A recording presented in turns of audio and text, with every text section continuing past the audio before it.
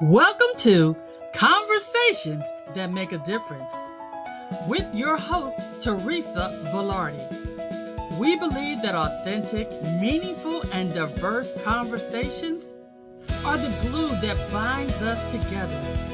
Our discussions remind us we have the power to uplift, challenge, stretch, and invite dynamic growth.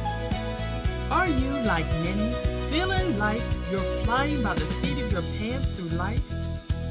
Join us for conversations filled with gratitude, values, abundance, authenticity, and faith.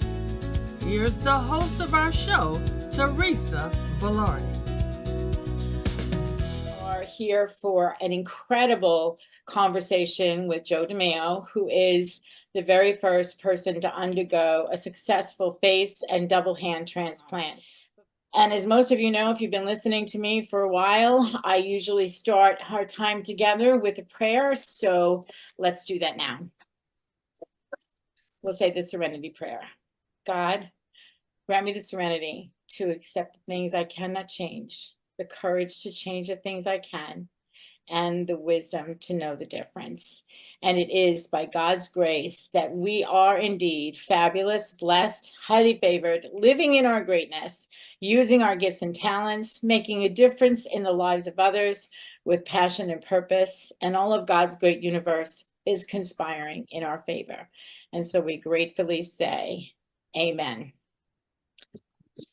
All right. Let me tell you a little bit about Joe. In July of 2018, Joe DiMeo was 20 years old and planning his future.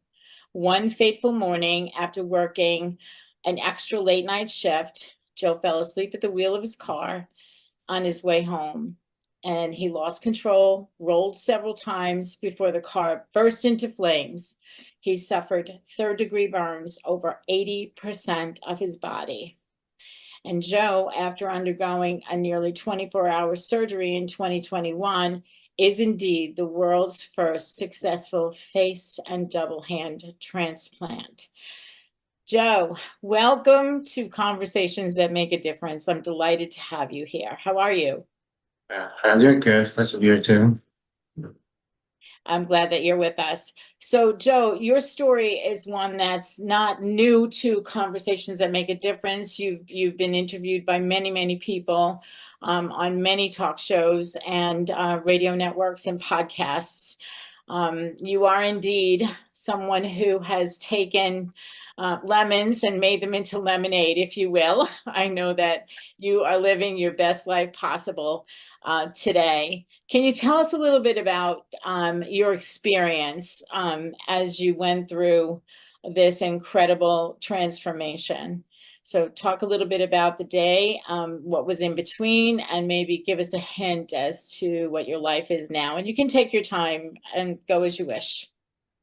Yeah, so that day, like the day of, I was golfing with my dad, and I only know that because of when I got my phone back, I went through my Snapchat, and the last picture I took was like the day of me taking a picture of the golf ball of the field. So that's the only thing I remember of the day, because I don't remember like clocking in. Because my parents say we went to dinner too, and then I went to bed after that.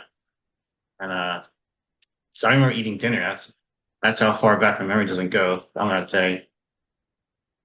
And then because my mom has pictures of me at the dinner, which I don't know if she has anymore, but I saw them. I was like, "Oh, that's interesting." And then so I was doing usual shift. I clocked in, and it was an overtime shift, so it wasn't my normal shift. It was a weekend, so it's like a Saturday going into a Sunday, and so I just doing a normal shift. Nothing like I felt nothing wrong doing the shift, I guess. And I was just driving home, and I guess my body just couldn't take it no more, and I just conked out. Yeah, I overworked myself because I was a young 19-year-old, just turned 20 at that time, and since I was 18, I was constantly working at that job and always doing night shifts, Monday to Sunday, always overtime because Saturday and Sundays are overtime.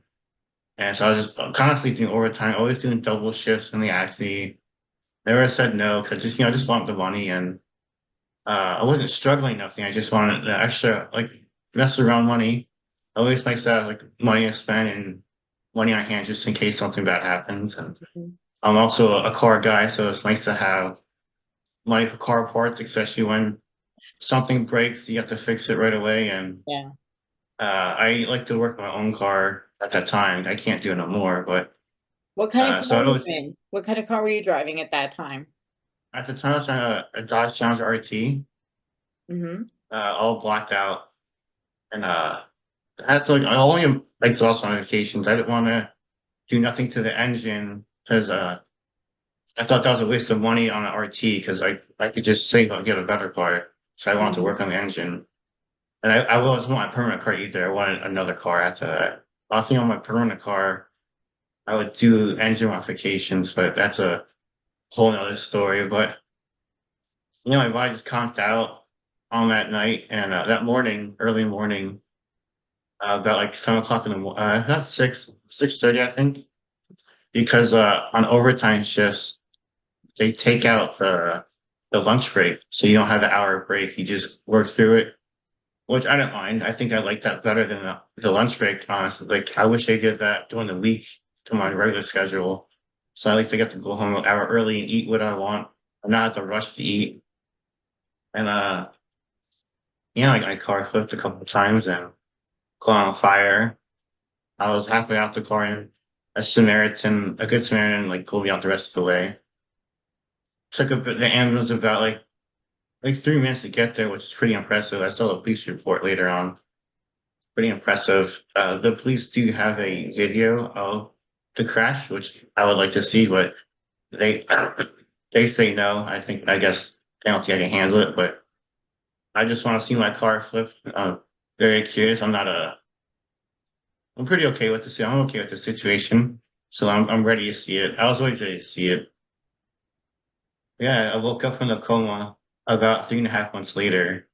So let me ask a question. So do you have memory of that Good Samaritan pulling you out of the car, or is all of that blank? And the next thing you remember besides getting into your car to go home is when you woke up 3.5 months later from the medically induced coma? Yeah, I just remember waking up from the coma because all that was just told from the police report, and then the Samaritan got to my parents' police station, so he got to tell my parents the story, and so I'm just going off of like that stuff. And then also my coworker was there too because he tried the same way home, so he saw it too. Mm. So we got to meet up afterwards, and he told me the real story, like on like he saw me actually fall asleep at the wheel, which I thought that was pretty interesting. Wow. Uh, yeah. Yeah. So then, so basically you were working overtime, you had an interest in cars, you were saving for your future, looking for doing things that you wanted to do, using the job as a means to get there. And unfortunately, having been on an overtime shift, this tragic event happened. So now here we are, 3 months later, 3.5 months later, you're out of the coma. What's the first thing you remember? The first thing I remember is I asked my mom how the rooms in my car because she was there. She was there every day when I was in the coma. Because my parents were retired, so so my mom had the luxury of being there all the time. My dad was there all the time too, but he had to take care of the dogs at home. So my mom was there, so I asked how my rooms in my car. She says, "Well, Joe, it's done. Your car is finished. Your doctors will explain your medical condition, but your car is done. So the first Everything you thing you have." asked her was about your car? Yeah, I knew something happened because I was in the hospital. It's like I was kind of putting two and two together. But they have you on so many drugs in there that it's all a blur. And I just put two and together. Like something happened to me, Mhm. and I'm in the hospital, so I'm assuming it involved my car because I don't do nothing extreme in my life. I don't like do parachuting or bungee jumping, nothing like that. The only thing extreme I would do is, cars, I guess, if people want to call that extreme. But send you something has my car, and she said it's done. Go ahead. Yeah, she said basically your car is done. It's in the junkyard. She said it more like mom though, mom tone, not like how I'm saying it. Pretty straightforward. She said it more sentimental value, I guess, and basically like yeah, you have to restart over again with your car, and uh, yeah, then the nurses came in, did their nursing stuff, which there's like four nurses at once. They pushed my mom to the side, and she wanted to go get coffee, like to do the work, and just constant questions over and over again, and repeated questions just in case they catch me in like something I said differently or Mm. whatever. But they did like their vitals and see if I was stable, just in case I should be put back in the coma. But I was fine, and they said, "All right, wait till the doctor comes in tomorrow morning, and you'll know the severity of your injuries." I was like, "Why can't you guys tell me? You're the nurses. You see me 24/7. The doctor's at home right now chilling, and you guys are here looking at me." And like, well, you don't want to step on the doctor's toes, and he's going to operate on you. And I was like, all right, well, I guess that's how that works. Uh-huh. And so when the doctor came the next morning, he told me you have 80% burns. Uh, your eyelids are burnt off. So in the long run, you would have went blind. So they sutured it in a way. So I was looking at a chain link fence, and they amputated my fingertips. So I Wow. wasn't able to hold things with one hand no more. Basically, it looked like baby carrots with fingers and like an L shape my hands because they were stiff from the burns. Mm-hmm. So basically, I was doing like an L, I guess, or like a cobra like sign with your hand. Yeah. Uh, so yeah, so he told me that, and not even like a half an hour later, occupational therapy came in and physical therapy came in to start, getting back on my feet. Mm-hmm. Mm-hmm. So was it, I'm sure it was incredibly painful to go through all of this, physically painful and emotionally. How were you feeling emotionally during this time? Because a lot of people may have decided to check out. And I want to really honor the fact that you, my friend, are an incredibly courageous young man to have to be going to actually go down the road that you've been going on since that accident. So I want to acknowledge your courage here. So what was going through your mind this whole time, knowing now that the doctor told you you were 80% burned, your body was 80% burned, your fingers weren't working, your eyes were covered in and were different than they were before you had this accident. But what was going through your mind? That sounds like, kind of sucks because all this hard work is down the drain, but you really had time to think. One, you're on so many like medications and drugs that like your brain's kind of foggy. And then on top of that, everyone is surrounding you, like nurses, therapists, occupational therapy, physical therapies always are surrounding you. And I think I had a really good team around me that kept me in a good mood and always joke around. Nothing really like severe. Nothing severe happened to me. Always just I was always just joke around with the OTs and PTs, but there was a lot more physical pain with my hands because of the burns. But Yeah, I think what hurt the most is when I found out I couldn't like walk no more at the time. yeah. Because I was a big gym guy, always working out in the gym and stuff. So and when I woke up from the coma, I wasn't even able to do a crunch, and I was like, "Well, there goes all this." Like I was at that time, I think Mm. about 6 years just down the drain. 'Cause I started working out like eighth grade summer, Mhm. and it was off on years, months, without working out and stuff like that. But all that went down the drain, like in 3 months, one Mhm. accident down the drain, and it took about 2, 3, like 5 people just to hold me up. Wow. Uh, yeah, just in like a trying to stand up from the side of the bed. Mhm. And it's 5 people. And like in like the medical world, physical therapists are mostly girls. I'm 6'1", and at that time I was 170. That's pretty heavy for like a 5 foot girl. So Mhm. they had to get like tall guys for me. Like they could only get one guy on the floor that could help me because he was 6'4", but he was like a little older and it was like mid 40s, so he ended up bowed back too.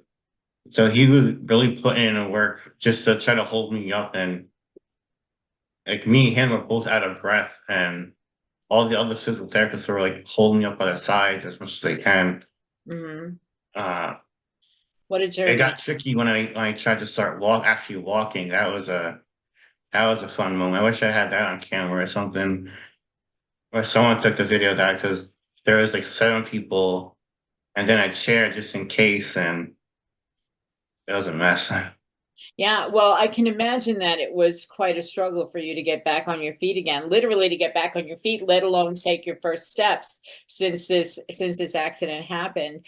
But you did, and what amazes me is that you have such an incredible sense of humor that you were able to make light of this in every way possible, as you know, telling jokes to the nurses or whatever. But I just your attitude is just great. You know, people crush under one tiny little thing that might happen in your life, and here you have had a major situation, and your attitude has taken you through a lot of this, I'm sure. How long were you in the hospital after you came out of the coma and went through all this physical therapy? What was your stay in the hospital before they would release you to go home? So in the burn unit, I was in there for 4 months. So like half a month just to get me walking a couple of yards Hmm. around a unit basically, which I don't know how many feet that is, but uh, I was able to be walking. Then I had to go to a burn rehab, and that was a whole mess because when I was in there, they weren't equipped for my situation. Hmm. So they gave me like the students, so like they thought nothing big of me, just like burns again, walking again. But they ain't take into account that the burns can dry up and cut afterwards. So I got a bunch of more new cuts on me and a couple cuts around the back of my knees. So that was a huge downfall. Take a couple steps back because it hurt to stand up now. I was hunched over, and they told my dad, you gotta, open up the doors in your house so he can have a wheelchair. And my dad went like crazy because like that's expensive to open up the doorways in your home. And two, I was supposed to be walking out of there, not going backwards in a wheelchair. So I Hmm. walked into the rehab and Hmm. now getting pushed down into a wheelchair. So he called the state, he called the mayor of that town, and once the state got involved, they switched everything around, and they gave me the best nurses, they gave me the charge nurses. The case manager got switched, so something fishy was going on there. I guess they were just doing insurance fraud or whatever. I don't know, but I don't know. they were just billing the insurance, and it got pretty messy. So I was in the burn unit, burn rehab for like 2 months, and I Wow. was only supposed to be in there for like 3 weeks, Wow. maybe a month at the worst. Yeah, but you would your body, 80% of your body being, and I understand because when the skin tightens up after, as the skin is tightening up after the burns and whatnot, I know that skin can split. And I burned my hand a couple of times and I know what it feels like, but I can't even imagine what you were going through.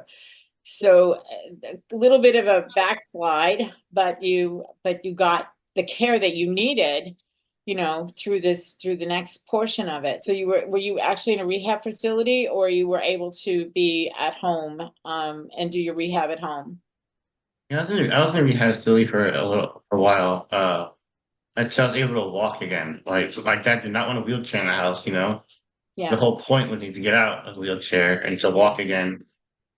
And so once I passed the test of walking, I went home, and then my mom had to take care of my cuts, and she did a better job than the actual people in the rehab did, which is It's like, well, my mom's not a nurse. She has nothing medical whatsoever behind her background. It's just she Mhm. did real estate and stuff like that.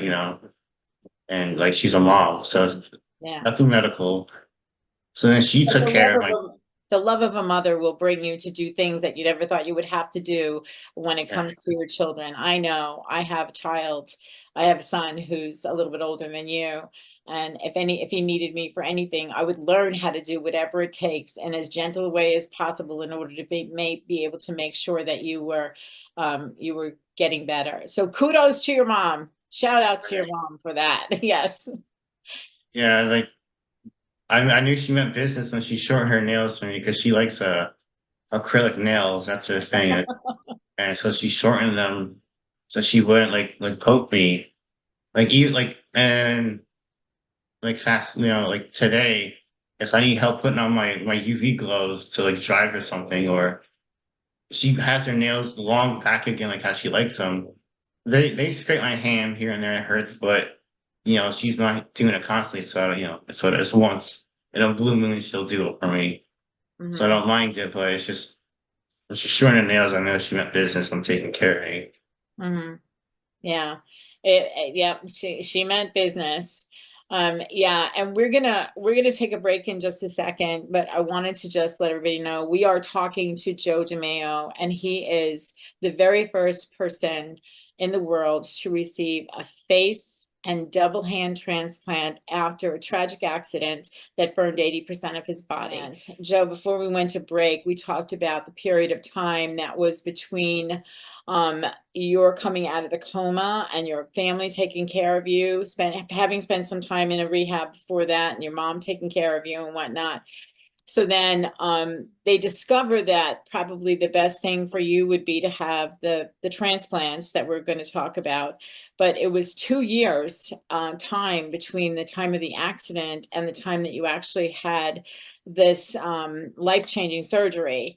So can you tell me, and then 2020 was COVID, and so you had that hanging over you as well. So, but yet you endured, and you are living a life, the best life that you can possibly live, given your circumstances and then some. I met Joe in person, and when he came to the restaurant, he was nicely dressed. You're fashion king, you are. Nicely Yeah. dressed with Jessica on his arm, and we had a great time together. So tell me a little bit about the transition from how you were before you were actually approved for this transplant. Oh yeah, so like I went to my Jersey plastic surgeon to see what more he can do for me. And he basically told me like there's something left. You have no more healthy skin. You can basically live your life like this, but you'll go blind in the long run. Or there's a doctor in New York City that does face transplants, and they're looking to do a face and double hand transplant. And he says that you might be a good candidate for it. Can I take pictures and videos of you to send to him? Sounds like yeah, like it was an instant yes, because I don't want to go blind in the long run. I know healthy skin. Uh, so I said yes, and he took pictures, videos, sent it off. It took about like a week and a half, 2 weeks for Dr. Rodriguez to reach out and call my parents to say, hey, can you come into the city to talk more about it? So we did. When I first met him, I liked him right away. Super humble guy, very nice, straight to the point, which I liked. Mhm. Uh, and honest too. And once I said yes to him, we just got the ball rolling with a bunch of testing. So they basically know the inside out of me by heart at that time, and just to see I was eligible for a transplant. Like one small thing can make you not good. And but I passed with flying colors. Nothing internal was damaged during the accident, so that was good. And basically, at the end of the testing, COVID hit, Yeah. and so now at that time they were looking for a donor. At that time when COVID hit, so they just they slowed down and they focused on COVID and to make sure the donor I got didn't have COVID too. That was a big thing. So I got 2 calls saying they found a donor, but no, they didn't match up. They went bad, I guess. Something didn't match me. The third time was the go ahead. Everything matched. COVID was like dying down a little bit. Things had opened up more at that time. But in the hospital, it was super strict. My doctor had to get like he's a chief of plastics, and he had to get special. He used his power to get both my parents into the hospital instead of just one, Right. because like I want my mom and dad to be in there with me, not just my mom. Because that's how I would pick my mom to be there, but who's gonna support my mom? So they have to have the duo on there, because that wouldn't be fair. So he worked his magic and got both of them in there. And I think I got to call midday too. My mom was outside doing something. I was inside my dog, and my dad was uh out with his friends because they're opening up stuff again. I think golfing. So he was hitting a bucket alone, probably alone with his friends. I don't know. But he swung over, picked us up, and went to the city. And uh Was there a certain amount of time that it took that you had to be in the hospital in order for the transplant to take place? Was there like a window of time that you had to meet in order to be able to receive the transplant? yeah, I had to be in there that day. So uh yeah, it was a good thing. He said the only reason why I got the surgery is because I lived in New Jersey. If I lived in another state, it wouldn't have happened. So I had to be there that day. I'm guessing because organs can die. So like, I guess something medical. I had to Yeah, be there that day. I don't know. yeah. That's why. So that the cells Yeah, don't die. Yeah. So okay. yeah. So I In was the in there hospital. within in 2 hours, because since COVID was still a thing, everything was open. The streets are open. So it just for me, for my parents' house at that time was like a 25-minute drive, which was now it's an hour because of traffic, but Yeah. without traffic, 25 minutes, which is like a huge difference. Mhm. Um, and then that next morning, I got the surgery. Okay. So, And the they, surgery was nearly 24 hours to be able to do the transplant for the face and the two hands, correct? yeah, so like my parents got there. Uh, Doctor said you should go home, get some rest because Joe's been going tomorrow morning at 7 or 8 o'clock. I don't remember. And they said, okay. So my parents came back next morning at like 4:30 in the morning. Uh, and my doctor came in at like 6 o'clock in the morning asking, you ready? I was like, yeah, let's start right now. And he's like, you have to hold up because we have to get the rest of the team ready. I was ready to go, but he was trying to see if I was like scared or not, like hesitant, because I could call off the surgery at any time. Like they could, just start the anesthesia and call it up, but uh that's always an option. But he was trying to see if I was trying to call off or not. But no, everything went fine. I went through How it.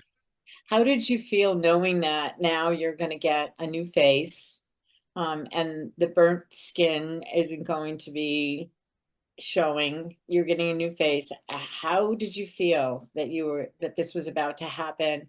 And you said you could have called it off at any time, but obviously you didn't. Yeah. Yeah, let's talk a little bit about how you felt over this whole thing, because I'm sure that um, some people have gone through, any kind of organ transplant is always, there's always a question of whether or not they want to do it, whether or not it's going to work, blah, blah, blah, all the things we tell ourselves in our head. But I can tell just by you saying that they were waiting for you to call it off and you didn't call it off, that you were anxious to get this done. So what were you feeling? I guess I would say I had, like butterflies. Uh, but like I went to bed really easily. I think the annoying part is just not eating. Yeah. Uh, because I would have liked to have before, because like my doctor said, like, you can't die. So it's like, well, if it's a 50-50 chance I'm gonna die, I at least want to have a snack or something before I go, just in case, I don't know. Uh, But yeah, I think I only got butterflies when they start to wheel me down, which I wasn't ashamed. I wanted to walk down, but he said no. Hospital rules, you have to get wheelchair down. Which is like that's not like come on, I want to walk at least like Mhm. I think that makes it worse for me not walking because you just think more. It's just like, huh, Yeah. like I was ready, but I was trying not to get too much on my mind. I was thinking more about my dog at home than Yeah. about What kind of me. dog do you have? What kind of dog do you have? He's a Boston Terrier, a brown and white one. So I was more like what's like what's he up to instead of me. I guess that's just me deflecting, being nervous. I guess I don't know, but I think I got more butterflies going through the operating doors than when I was laying on the table. At the table, I was like, I'm ready. Let's go. Like no Mhm. butterflies, no gut feeling. Just I was Okay. ready. Good. Uh, my NP was there. She was every time I go into surgery, she was always there, rubbing my shoulders, rubbing my head, and uh, and I fall asleep to that, which is I Yeah. don't know if that's a trick or it's just I don't know, but I think that helped me go under. Yeah. And Uh, who was this that was doing that for you? she's her name's Allison. She's my nurse practitioner. Hmm. She's always there, either on my shoulder or on my head, asking if I was okay. I was like, yeah, I'm okay, and then lights out. Lights out. Yeah. Okay. And so, when we come back from our break, which is going to be in just a couple of minutes, we're going to talk about after that. But 24 hours, and then your lights out on the table. You're getting your surgery. 24 hours pass, and then how long were you in the hospital after that surgery? Uh, I want to say a month and a half, 2 months, Mm-hmm. because when I was ready to get released, by Thanksgiving time, actually, it was like maybe 2 weeks before Thanksgiving. Mm-hmm. My parents got COVID. Oh no. Yeah, so I was in the rehab side of the hospital, like getting ready to go. I'm ready to go. I'm tired of the hospital food, even though my parents were bringing us outside food a lot. To help, I think that's what helped me. I Mm-hmm. think that's what got me through this surgery was my parents bringing me outside food because the hospital food just doesn't have enough proteins for me and my body type. Because they Mm-hmm. restrict you on the food. Mm-hmm. Um, I'm assuming they had the food laid out for older people, so they have like certain foods for them, but like for a young kid like me that just took a surgery, I need a lot of protein, and I understood that. Mm-hmm. And how So old like were you how old were you when the transplant happened? I was 22 years old. 22. Okay. Yeah, Yeah. So, and I bet you um, couldn't wait to get out to have Thanksgiving dinner. You're such a foodie like me. yeah, and like I that's the reason I remember because of Thanksgiving, and then we had Thanksgiving in New York City for the first time, which it wasn't the best because it was COVID, so everything was closed and it's only takeout, especially in New York City, it's only takeout that time. Hmm. No indoor dining, so I was like, this, it doesn't taste the same when it's not indoors. Uh, Even though we went to one of my favorite steakhouses, it still didn't taste the same. Like I knew what it tastes like. I've had it a bunch of times, and it still tastes different. Having it inside a New York City apartment. Yeah. Uh, but like that week, my parents couldn't come see me. I think was the hardest week because I didn't get no outside food. Uh, But the nurses there were like super nice, and they brought me food. And so yeah, and like I still talk to him till to this day. Talk here and there, and we're like really close to him because I'll never go back to that side of the hospital because it's the rehab side. The yeah. only time I go to the hospital now is for the transplant side, so I'm allowed to talk to them. Hmm. And the funny thing is, my girlfriend got to work with the one of the night nurses I was with, and she would not stop talking about me, the night nurse, and uh, it was a nice floor. She's super nice Is that what nurses. is that when you met Jessica? Is that when you met Oh her? no, No, I met Jessica online, and I DM'd her on Instagram about her dog. She was living in Cleveland at the time, working on a Cleveland unit to, just having a resume to better her resume. Because Mhm. the Cleveland Clinic is the second best hospital in the United States. And she did not want to go to Minnesota because that's the first hospital. The Mayo Clinic is the Wow. first best hospital in the United States, but she couldn't do Minnesota, so she did Cleveland. And so I just DM'd her from Instagram about her dogs. Okay, so let's stop there now because I want when we come back from this break, which we have to take right now, we'll talk about how what drew you to Jessica about her dog, and we'll talk about going forward after the transplant. And Joe, and one of the callers that came in on our line has a question for you. They are saying that your speech, your clarity of speech is so good. And that we can understand everything that you're saying, where many people might have not been able to have gotten that skill back again, or maybe they didn't have it in the first place, but obviously you did. Is there anything that you went through that may have actually been able to give you the ability to speak better, or was it ever affected from the accident? Yeah, so my voice wasn't affected from the accident, Hmm. but I do pronounce certain words wrong, like cheese and bees. So sometimes when I say transplant too fast, forget to say the P in it, and if something I talk too fast and I mess up my words, the swelling does prevent me from saying certain words. Yeah. So I like can. when I'm going through a rejection or something like an infection or something, my face gets a little puffy and it's harder for me to talk. Yeah. So only the swelling prevents you from saying certain words. Hmm. I think that that's a good answer and a good point, because swelling, or even like I'm thinking about, like whenever I have dental work done, when they give you that Novocaine, it Okay. causes swelling, and even after the Novocaine wears off, I still can't pronounce, my tongue gets all whatever. But you're doing really good.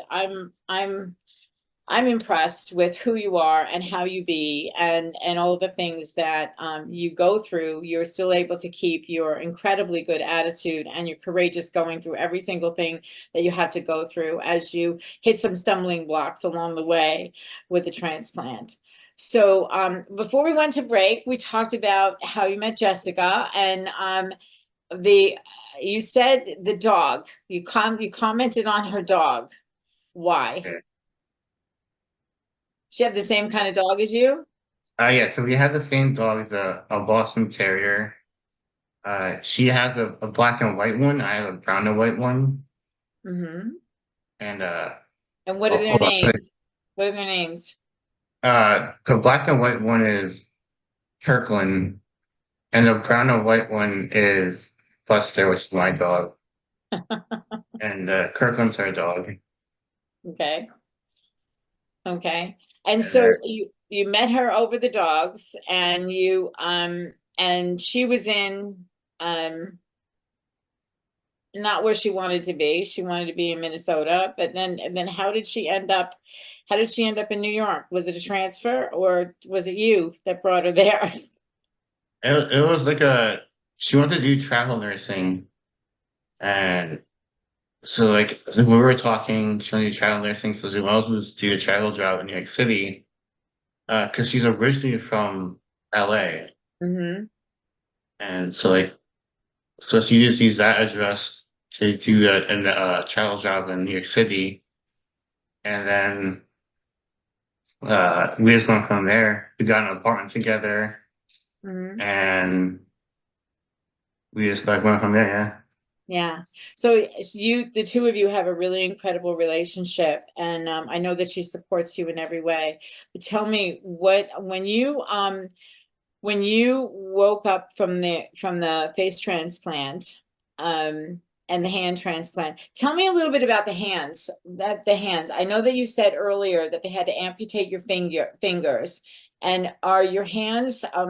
I know that you can use them. And you said something about the gloves. I would imagine that you need to shield your skin from the sun as much as you can. Yes. I guess so.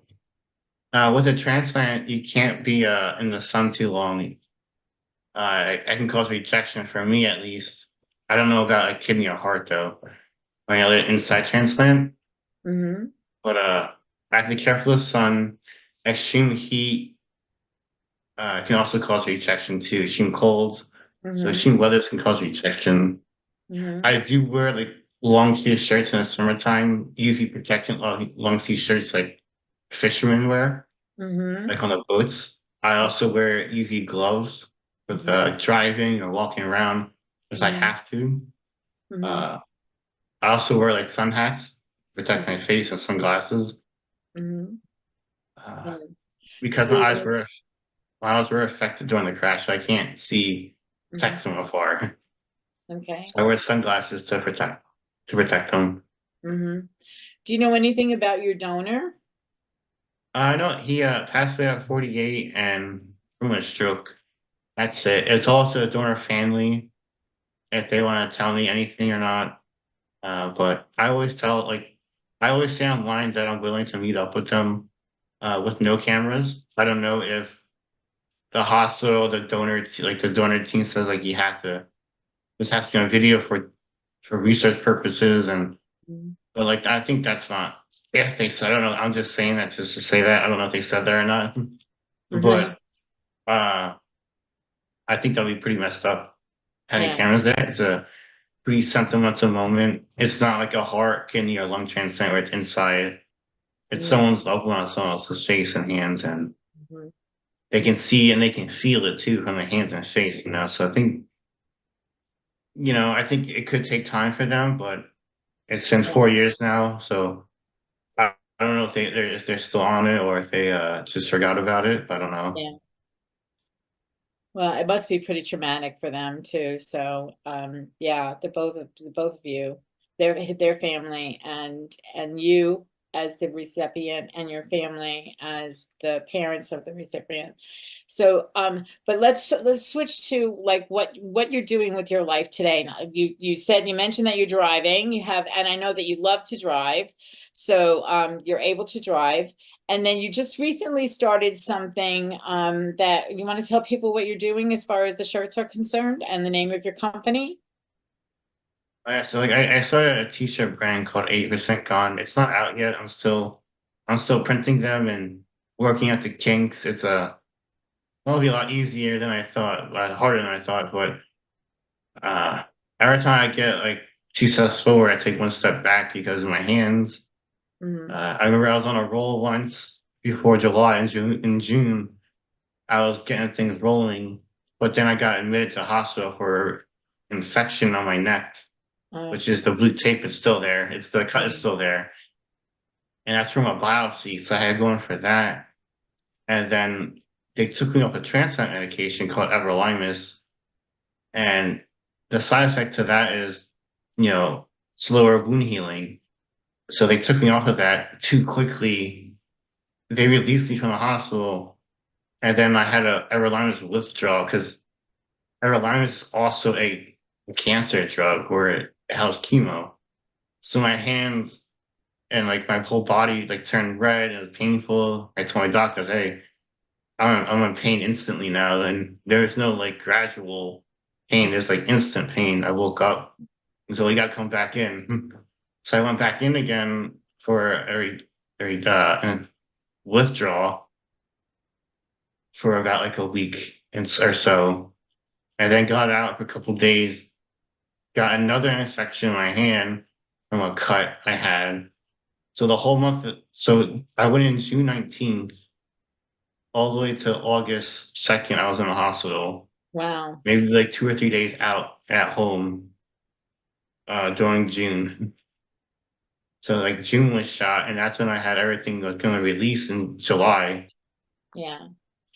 So, yeah, you've got quite a journey. You've been on quite a journey, and I have been praying for you. I know that a lot of people who know you online, your story is online, and you've got a Facebook page, you've got TikTok channel, you've got other social media, correct, where people can stay in touch with you and learn a little bit about you as you go through this recovery process and the settling down of all of these things that you have been going through.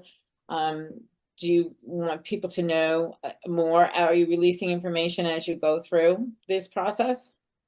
Yeah, I post a lot on my Instagram at 8% gone. I kind of slowed down my TikTok because I'm just on like I guess a cloudy stage in my head. There's nothing really like, I haven't been doing much because it's summertime. Yeah. Like I haven't been going outside to, do activities. Jessica got super busy with her job. Her schedule got switched around. So Hmm. she has a second shift. So it's like her whole day is shot. Yeah. So I have no one to film me, do anything. And then on top of that, it's just too sunny for me. So I just stay inside all day and just work on my shirts and I work out the kinks and the logo and everything. But it's just been a rough couple months for me. But Yeah. I'm getting it better and better. Yeah. Uh, Slowly though. Yeah, but your attitude is great. Like you're seeing the other side of this whole thing. Then you'll get back to the shirts and the logos and the things that you do. And I understand the hands. I can imagine that they had to tie a lot of nerves together in order for you to be able to get full use of those hands. And physical therapy is probably a big part of your world still, where that's concerned. Yes. I actually had to stop it because I was going through everything. Uh, so I'm actually starting in 2 weeks with occupational therapy Hmm. closer to home. So it's a lot easier for me, and I stay out of the city because every time I go into the city, I get readmitted to the hospital every 3 months, Hmm. and my record was 7 months until I got the infection on my neck. Hmm. Hmm. Yeah. So here's a question for you. How can people support you in your journey? Is there anything people can do to support you? I just share my story. So you go on my Instagram page and share it. That's like the best way. Hmm. I don't like asking for money. I did have a GoFundMe for like medical transport because my team couldn't help me with the transport getting to my appointment. So Hmm. and I just can't take public transportation because it's a huge infection rate. Yeah. And every time I take public transportation, I get MRSA, Oh my which is an goodness. infection. Oh, joy. Yeah. Joy. Do you have your story online? I know you have a website. What's the website? And is part of your story on that site? All right, let's say 80% gone.com. Hmm. Uh, and And like there's, there's pictures on there that aren't allowed on TikTok and Instagram. Like me on the side of the road all burnt. mm. Uh, I'm just happy my underwear didn't burn off because I was just wearing my underwear. That was like when I first saw that picture, like my parents were like, and one of my friend was there too. She's the one who got the picture, my friend. She was like, this is gonna be pretty traumatic. And the first thing I said was, thank God my underwear didn't burn off because my shorts were burnt. It was summer, it was July, so I was wearing shorts and t-shirt. And like, yeah, and my socks weren't even burnt either, which is interesting. I still have socks on. Yeah. Yeah, strange. Uh, Yeah. uh, Joe, I can't believe we're out of time. We have a 1 minute left, and I just want to say a huge thank you for agreeing to have this conversation with me on Conversations That Make a Difference. Your sense of humor, your positive attitude, your courageous spirit, all speak to my heart, and I hope that people who are watching this will have the same feeling that I have. Is there anything last that you want to say before we go? Oh, God, it was nice being on here and talking to you again. Yeah, it was great to talk to you and to learn more about your journey.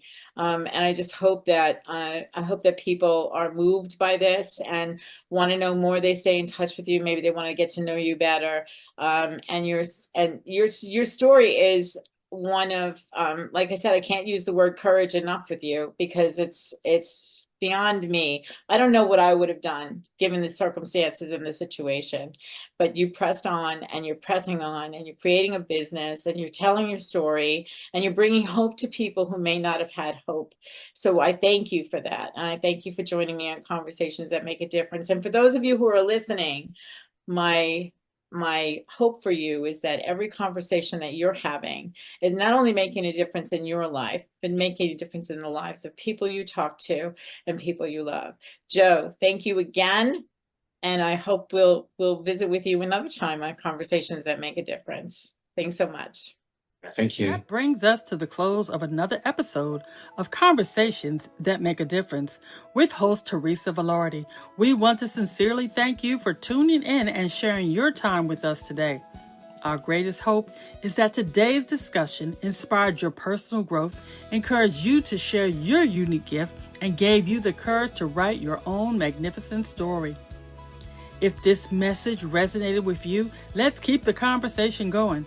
Take a moment to like, comment, and subscribe on YouTube and follow us on our Conversations That Make a Difference Facebook page. This will ensure you never miss a moment of inspiration. We air new episodes every Tuesday at 5 p.m. Eastern Time. Don't forget to like, comment, and subscribe. It truly helps us reach and empower more people. Until next time, keep making a difference. We look forward to welcoming you back next Tuesday to our next conversation.